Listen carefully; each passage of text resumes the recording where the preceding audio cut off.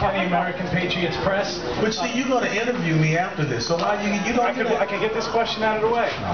European nations are reported to be confused about what America is doing right now and their lack of decisive decision making.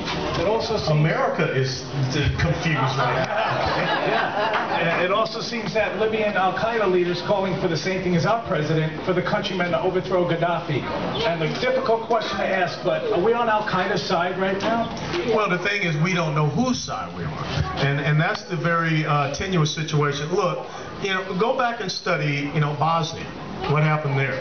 Go back and look at what happened in Lebanon. Go back and look at what happened in Somalia.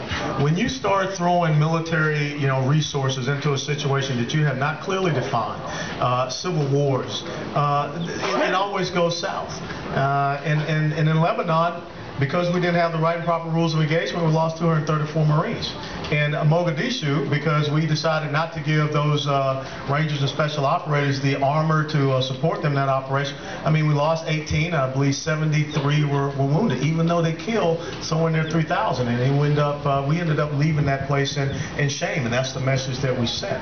So we have to be very careful when we start talking about committing our most precious resource, our men and women in combat. And how many people realize, that there was a rebel aircraft that was shot down in Libya? It was shot down by a rebel.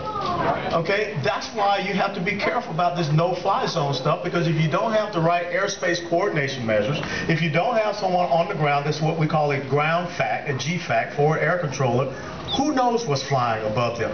All someone knows is there's something going Mach 1 at 20,000, 25,000 feet. I have a shoulder-carried man pads, air defense missile, and I'm going to shoot at it. Okay, and so we have to be careful and to also understand that you've got 3 different countries flying in this very tight and very constrained airspace. So there are a lot of questions that I have about this, what the mission is, least of which. But the most important question that we have to ask ourselves across North Africa and throughout the Middle East, who fills the void? See, that's the problem. We don't know who's going to fill the void. And once again, if you look at history, you get rid of the Shah, you got the Ayatollah. Yeah. After the Soviet Union left Afghanistan, they had civil war, you got the Taliban. And after, we pulled out of Somalia, they didn't have any government. Now you have a group called Al-Shabaab. And also you have pirates. And let me tell you something about pirates. Stinking pirates.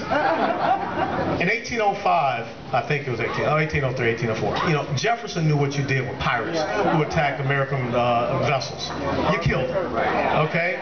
You don't take pirates, you bring them to Norfolk, you feed them all kind of good chow, and you read them constitutional rights, and then you're going to have their day in prison. Those 15 pirates that executed those American civilians over there in the Gulf of Aden should be residents, permanent residents of Guantanamo Bay.